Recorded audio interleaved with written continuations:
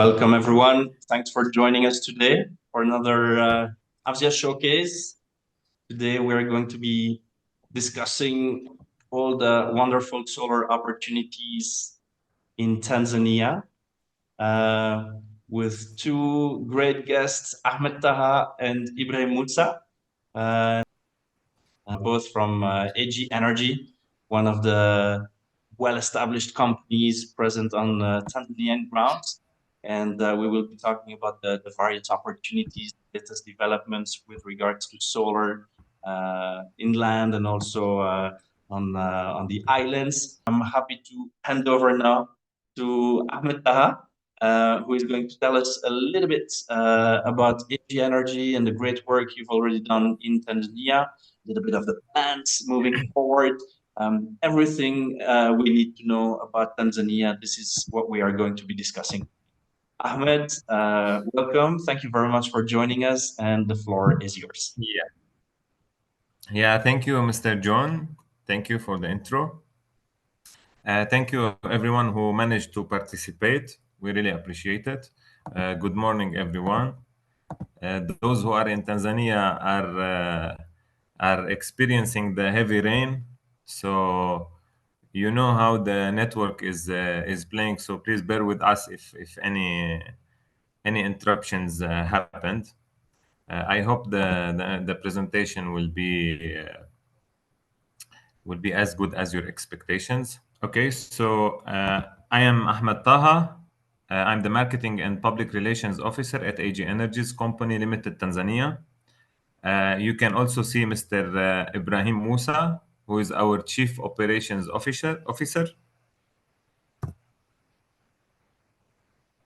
Please allow me to introduce our company. So AG Energies is one of the most leading companies in the renewable energy sector based in Tanzania, operating across East Africa. Our mission is to drive sustainable energy solutions, contributing to a cleaner and brighter future for our nation. Our company comprises three departments. So we are an EPC company. We are also distributors for many top brands worldwide, like GA, Longi, Trina, Growatt, Sunsync, Schneider. You can visit our website and you can see all the brands we distribute. And also we are developers for C&I projects. So we offer financial support, asset finance, BOT projects, and PPA agreements. Today, we gather here under the theme Tanzania Solar Opportunities, Myth or Reality with AFSIA. This theme resonates deeply with us at AG Energies as we believe in the immense solar potential that Tanzania holds. Throughout this session, we will delve into the opportunities, challenges, and realities of solar energy in Tanzania. As you see in the presentation, so if we start talking about the solar potential, so turning our focus to the solar potential in Tanzania, the opportunities are truly impressive. Tanzania has a lot of sunshine throughout the year, making it a great place for solar energy. Now, during this webinar, Mr. Musa will be giving you some statistics and accurate numbers for what is important for your site. For the current state of solar energy in Tanzania, solar energy currently makes up a very small part of Tanzania total energy sources. But with more people understanding the benefits of renewable energy and the cost of solar technology going down, there's a growing interest and investment in solar projects across the country. To mention some important key statistics and figures, as I said, Mr. Musa will be giving more statistics and accurate numbers, but I can say Tanzania gets about 4 to 6 kilowatt hour per square meter of sunlight per day. So this shows it has a lot of solar energy potential. Our government, the Tanzanian government, aims to make renewable energy 30% of the total energy mix by 2030, showing their serious about developing solar energy. Up to now, many big solar projects are happening now at the moment. Also, my colleague Mr. Musa will be giving examples, trying to increase the country's solar energy capacity and meet the increasing need for electricity. In summary, for the intro, Tanzania has a lot of potential for solar energy. With the right policies, investments, and actions, Tanzania can use its solar resources well, helping the economy, ensuring energy availability, and caring for the environment. My intro presentation ends. Now I hand it back to Mr. John and Mr. Musa. Hey, Musa, hello, Ibrahim, welcome. Yeah, thank you, John. Good morning, everyone, and we thanks everyone for attending this webinar. As Taha said, we are going to talk about the opportunities in the solar industry in Tanzania. So as Taha explained, Age Energies, we are EPC distributor and also starting to develop some projects. But some key figures that we need to understand. In Tanzania, according to statistics by 21st December 2023, the total supply was around 1,930 megawatt. And then the aim is to make it up to 5,000 megawatt by end of 2025. And then, like everyone knows that there is the government is working toward that goal with the introduction of the new source of power, including the Julius Nyerere Dam, which will be giving around 2,000 megawatt very soon.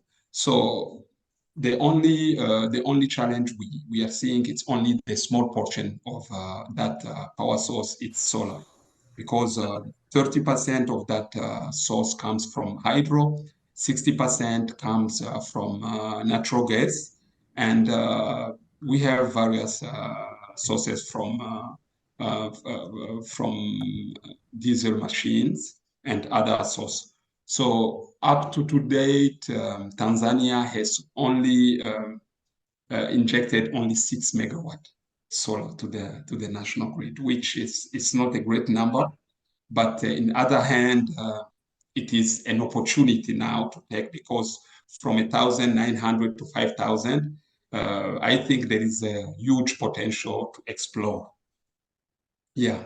Yeah, and definitely, I mean, we see this in many other countries where historically the plans for additional capacity are not necessarily taking solar into account a lot, but then thanks to the evolving prices and solar becoming so competitive, also a big evolution on storage, sometimes those plans are revised underway.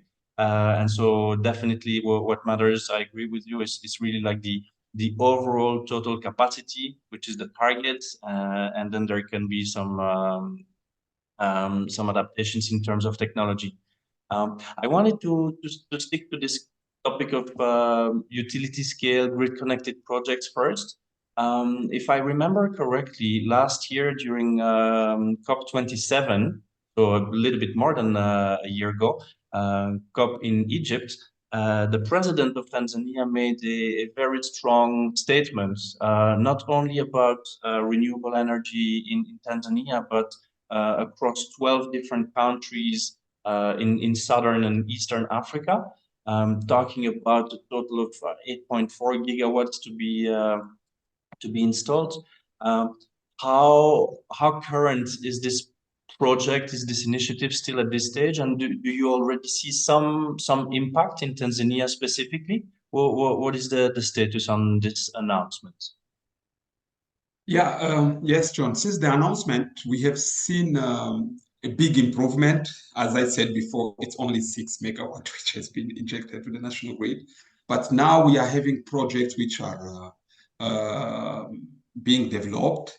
And now we have seen a PPS has been signed. There is a 50 megawatt project which will be happening in Kishapu, and also there is a 10 megawatt project which is going to start soon in Kahama, and all are developed by private developers, and also some of those will be implemented by international EPC. So since the announcement, you can see there is a big jump from where we had only 6 megawatt, and now we are talking about 50 and 10. But that 50, it's a phase one because the aim is to install 150 megawatt and then inject it to it. So I think we are starting to see the impact since that statement.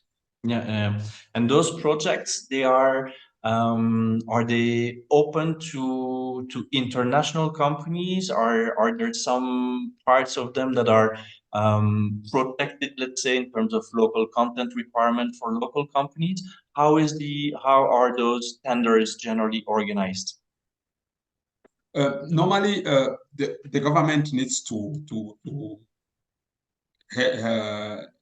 protect some the local companies. There is some local content needs to be input on that.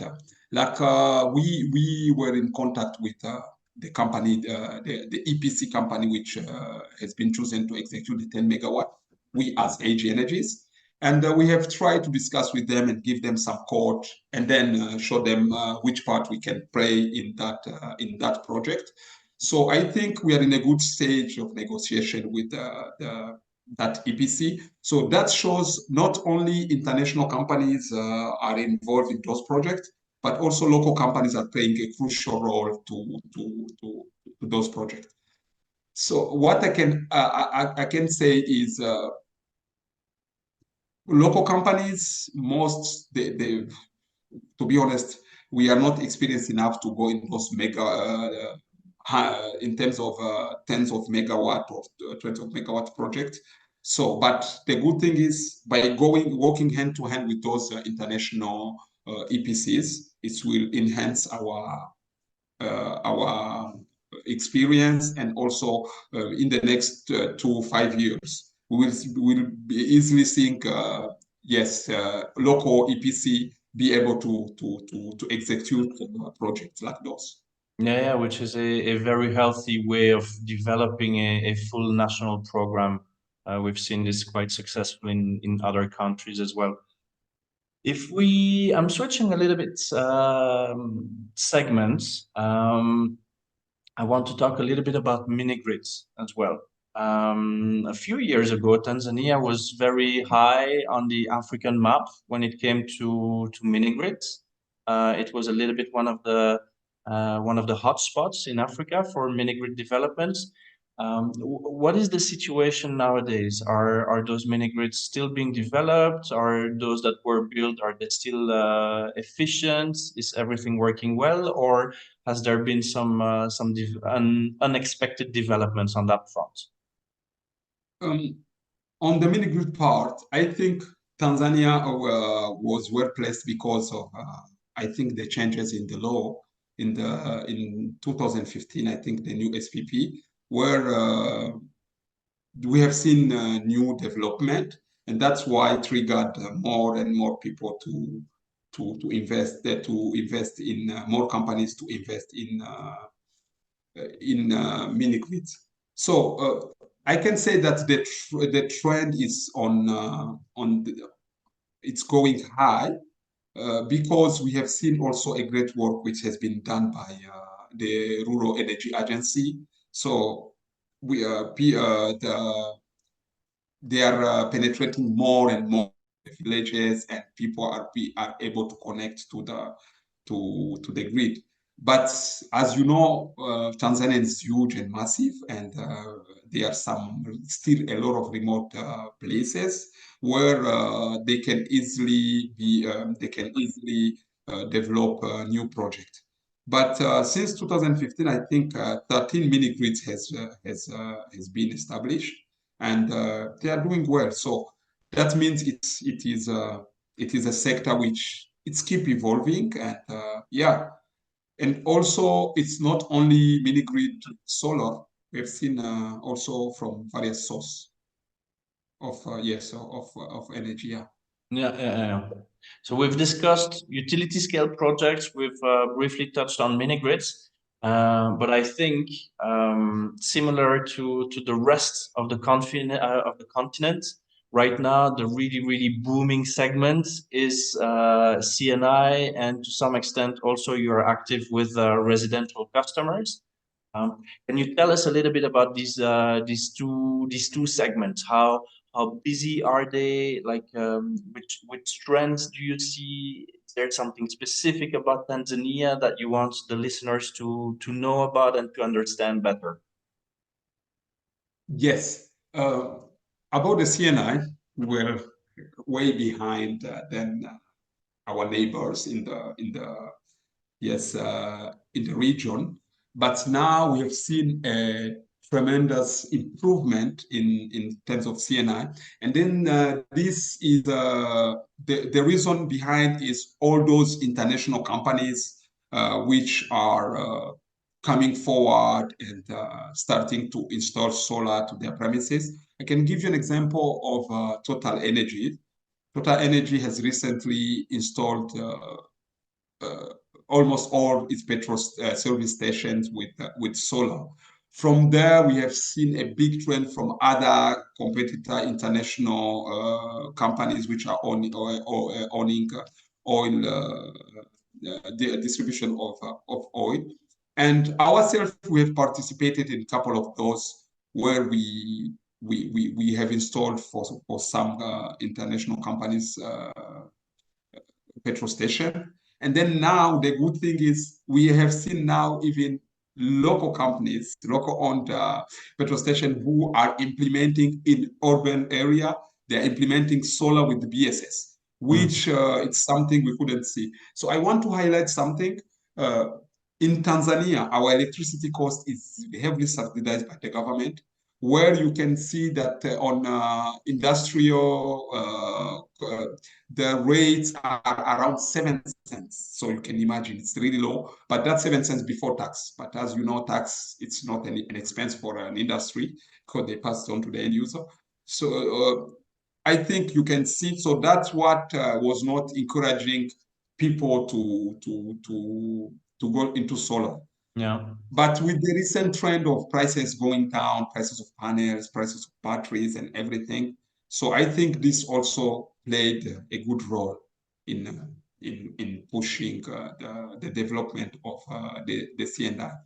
So what I can say is we'll see now everywhere. I think if there are other players in the who are attending this webinar, they will be able to testify that we are having a lot of projects happening now, and then especially in Dar es Salaam.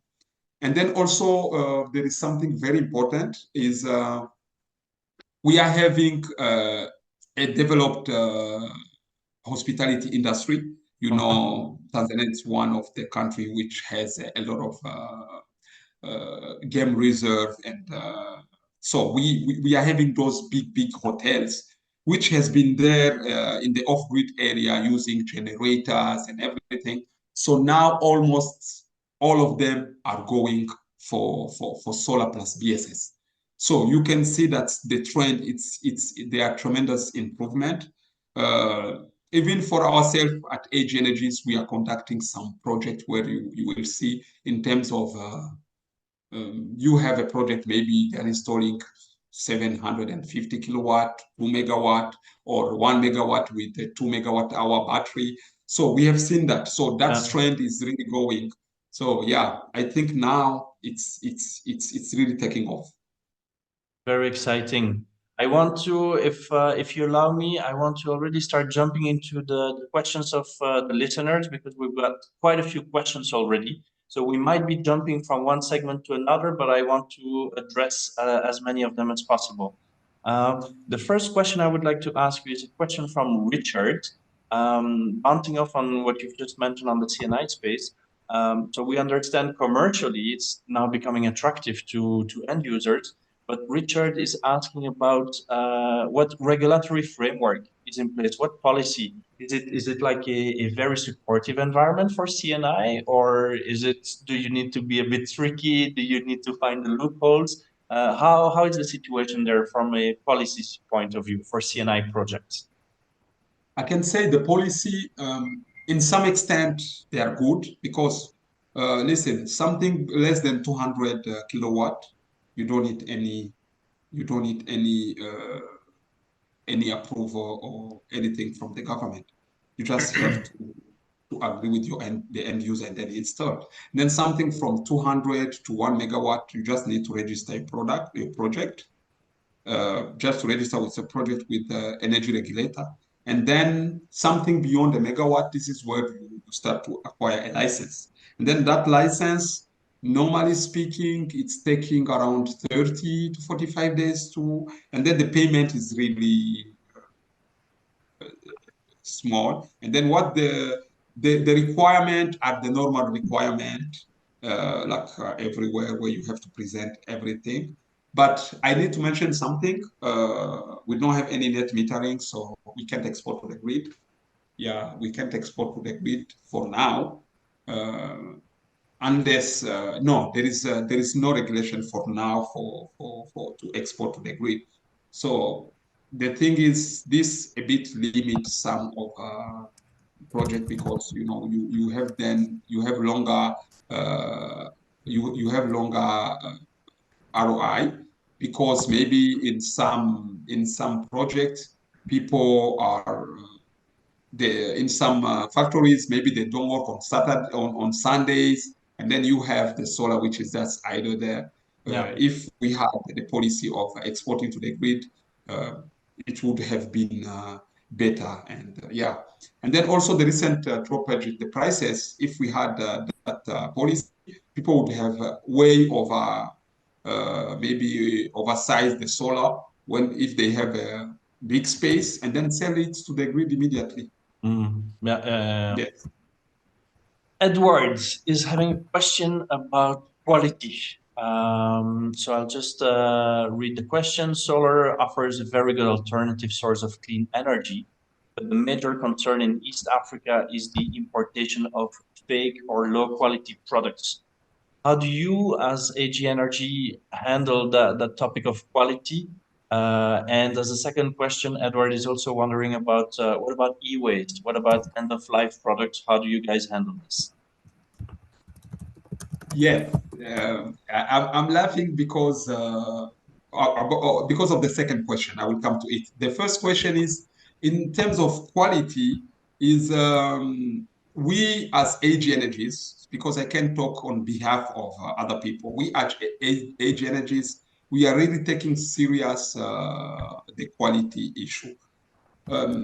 By selecting the best suppliers. As Taha mentioned in the presentation, we deal with the tier one solar manufacturers in terms of Trina, JA, Jinko, and Longi. I think everyone who is in the sector knows those are the renowned and then among the best in supplying of solar panels. And also when it comes to inverters, for CNI, we are dealing with partner like Schneider Electric. We are the sole distributor of Schneider Electric solar product in Tanzania. And we are dealing with companies like Solis, Huawei, different brands. So from our side, we take really serious the supply, which supply we are choosing for a project. And then when it comes to residential, we are the leading distributor, the main distributor of SunSync, which supply a good product. And also we are dealing with other partners also. In terms of batteries, we offer batteries like 10 years warranty, on the lithium batteries, inverter from 5 to 10. So that shows that in terms of quality, now from AG Energies, we are really serious.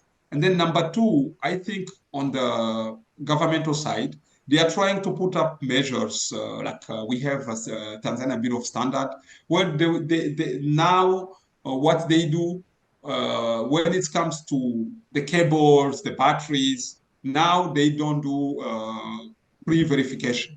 They have to do verification of the product when the product have landed. So they will check the battery, they will check if the capacity is the right one, everything is right. After that, then they can give you a go ahead to start selling. So you have seen it's something which they are really taking serious. But as we know, there might be some product which can enter the market, but I don't think now the portion is becoming smaller and smaller. Yeah. And then about the e-waste, I'm laughing because our founder previous business was e-waste. We are the first company to have the permit 001 in terms of e-waste in Tanzania. So we have been doing that for the past 10 years. We are doing a lot of e-waste. So this goes into hand with our goal. So we are collecting everything which is related to e-waste, not only solar, but also other electronic waste. And also we have a sister company which is dealing with waste of plastic and then waste of copper by retransforming and then making new cables and then also making PP mats from the plastic collected from the battery, the lead acid battery. And then and then for the batteries, we are making battery the lead ingot and then export it. So I think for us, we are trying to cover the entire value chain, yes, of this business. Very good. Thanks for this comprehensive answer. It's difficult in such a short time to address all the different topics, but yes, it's good to be complete. A few more questions. Next question from Bob. Could Ibrahim touch on the tax regime around solar? Are there any exemptions or zero rating in order to encourage the penetration of solar in Tanzania? How does it work? Yeah. Yes, Tanzania. I think we are one of the leader in that because we have not only zero export tax, also zero tax added value, the VAT, VAT, value yeah. added tax. Yes, yes. So the government have waived on the main component of solar, which are the solar panels, zero duty, zero VAT, batteries, zero duty, zero VAT, controllers, controllers, batteries, and inverters. So I think this also helped a lot the penetration of solar in the market. We have a few more questions about money and solar and cost of kilowatt hours. But first, I will switch on to two questions I have about large-scale projects. The first question is from an anonymous listener, did not want to share his name. The question is, how bankable is TANESCO? It's great to say that the country wants to launch large-scale projects, but how realistic is it to be dealing with TANESCO as the client for off-taking large electricity generation? Okay, for me, I don't think I'm the right person to rate the credit of TANESCO. I'm not the right person to rate the credit of TANESCO. But trusting the people who have signed PPA, I think they are really good companies, and I think they have a good due diligence. They have a team which has done their due diligence until reaching the point of signing the PPAs and starting to develop. So from those indications, then I can only say that TANESCO is a reliable client according to if they manage to sign those contracts and those people. I think they know what they're doing. Fair enough. And then a follow-up question on this, a question from Benjamin. Everything depends, of course, for large-scale projects on the bankability of the projects, such as we have discussed. But apparently, Benjamin seems to have some more information than us, and seems to highlight that the target or the expectation of those large-scale solar projects is to be below the current costs of other power generating plants, or reaching a target of 5 cents. Is this something that you've also heard in the market? Is this and do you feel this is realistic in Tanzania, or is this a little bit too high to reach at this point? Come again, I didn't get. He means that the point of getting 5 cents? It seems to indicate that there should be like an unofficial target of reaching 5 cents as a PPA price. Now, I don't have any information about this. But then I mean, those are two questions. Do you know anything about this? And do you think this is feasible in the context of Tanzania right now? Or do you think it may be a little bit challenging? I think there is a challenge because the tariffs are very low, and as you know, the tariff can only be low if the government is paying for it's injecting money. So for solar, I think it's something which can be done with recent prices. It's not a secret for everyone. The prices are really, really, really going down. And maybe there is a possibility of reaching that goal. But yeah, it's too tight. It's too tight yes, it's too tight. But it's possible to get at 5 cents. It's very possible to get at 5 cents with the current prices. Yes. Another question from a listener from Algeria, asking if there are if there's more projects for utility scale projects 10 megawatts and above, and if there is an opportunity for foreign companies to participate in such competition. I mean, we've already addressed this point earlier, but I think the answers are yes and yes. But of course, warmly invited to connect with you and maybe a few other local companies, as that local participation and local partnership is an important element of those projects, correct?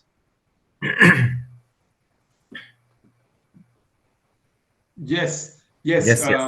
For us, yes. As a company, we are open. We are open to any partnership.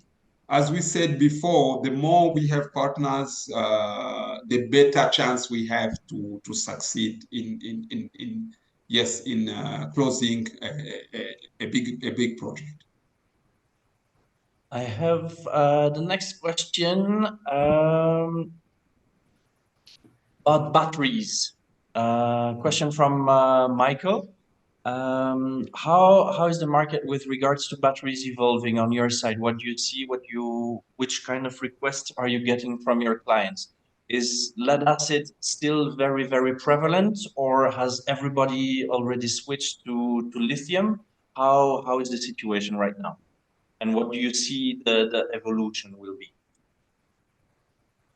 Yeah, okay. It's something strange, but now we have seen a surge in the demand of tubular batteries. The tubular batteries, where you need to do maintenance and add some distilled water in it. Yeah, because of maybe the other technology, which the gel or lead acid, are not reliable in terms of cycles. They have fewer and fewer cycles now. So yeah, we have seen that. So there is still space for lead acid, but now we have seen a big surge of demand in terms of lithium batteries. Yes, there is a huge surge in terms of lithium, especially for residential. Yes, for residential, we have seen a lot of new project happening now. people are using more and more and more lithium because the price of lithium went down maybe by half price. So it's really the time. It's one of the triggering what triggered the people to get the lithium. Yeah. Yeah. You mentioned earlier in the conversation today that yes, of course, you've had a lot of EPC activity, you've had a lot of product distribution activity, and that you are starting to be a developer. To bounce back on this question on batteries, generally what we witness when it comes to choosing batteries is that people who are very price sensitive would go for lead acid batteries, but when projects are being financed, then the real cost of storage kilowatt hours is taken into account, and then the choice for lithium is being made.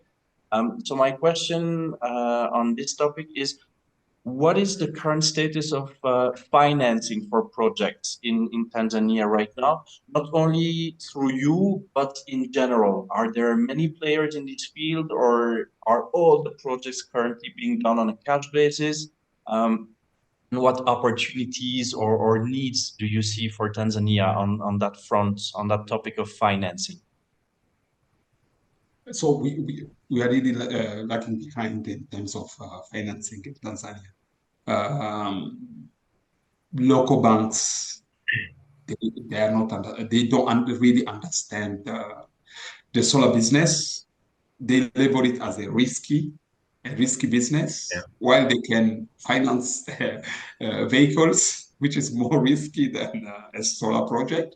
But they are still so they don't understand the business, which is really a big problem we are seeing. So, and also when it comes to developers, yes, financiers of project, I think there is still a huge improvement to be made in that sense because we are lacking, we are really behind compared to let's say compared to neighbors in the region and in other regions also. So I think this is an opportunity for people who really think there is they can invest in projects. If they can finance projects, I think there is a huge potential. And then especially now, as I said, Tanzania, we have a well-developed mining, and then the mining sector, 100%, most of them off grid and massive power demand. So those projects needs in terms of tens of megawatt to be able to sustain their power demand. So those are the projects that people can really, companies can really yes, invest in terms of financing. And I'm sure there's a few listeners today who are specialized in that field of financing solar projects in Africa. And maybe they are finding out about AD Energy and the opportunities in Tanzania for the first time today. So I'm pretty sure you may be getting some emails and phone calls relatively soon to start discussing those. I'm looking at the clock and I see that we are already way past our time slots. Thank you so much for everybody who's been staying with us so far. Before I let everybody go and thank everybody for joining today, maybe I would like to ask you, Taha and Musa, if you have maybe some last minute comments, something that we did not get a chance to ask a question about in this discussion, maybe some requests to the listeners, something that you are looking for. Now is the chance to share your message with our listeners. Hand over to you. Yeah. Sorry, Musa. Let me take it from here. So we thank you very much. I've been, while you and Mr. Musa were having the questions and answers, I was going through the chat, and also I was trying to answer some questions as well by typing. So I hope I managed to answer some. Many people have requests. Some are developers, some are manufacturers for different electric and solar components. So our LinkedIn accounts are there. Me and Mr. Musa, you can reach out to us. Also, the market in Tanzania is open. So if it's not us, it's someone else. Also, we don't mind. We have some recommendation.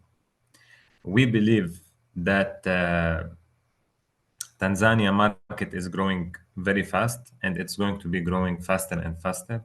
So we recommend establishment of more professional EPC companies in Tanzania. Those who asked, like we have an international EPC company, is it good to come to Tanzania? So we don't just advise that you participate in tenders and whatever. We recommend you come and open a branch here in Tanzania. Be our competitor. We don't mind having more and more competitors, because we believe the market needs more EPC companies. You see, and also it needs more developers and more financial supporters for C&I projects, maybe also for residential, agriculture. We didn't get the chance to speak about agriculture. And now we need more and more developers, because the mining projects are big. Yes, so more developers are requested to join. The opportunities are there. Yeah, and thank you very much, Mr. John. Yeah. Musa, over to you. Last closing remarks. What do you want our listeners to go home with? There is very important sector that I will ask anyone who will be possible to to tackle, is the development of talent. You know, we are lacking behind on, and then this is not only the problem of Tanzania. To have trained engineers in the renewable energy, and also not only engineers, technicians. We have a couple of institutions like the IT, the University of Dar es Salaam, and like Don Bosco. Luckily enough, we are working with them. But by having more and more players in maybe training the youth, I think it will be something very important, because now that projects are going up and up, we will need manpower, and then this is what is lacking. So it's not cost effective to import manpower. So I think this is a sector which people can look into it and also develop. It's something that everyone look forward to have a trained manpower. I think the message is clear and it's sent out. Thank you so much, guys, for sharing a little bit of your experience and knowledge about Tanzania. Thank you so much for joining. Thanks, guys, for participating, and we'll see you again very, very soon. Thank you, and have a great day. Yes, thank you. Thank you, everyone. Thank you, John. Bye. Bye. Thank you, everyone. Bye.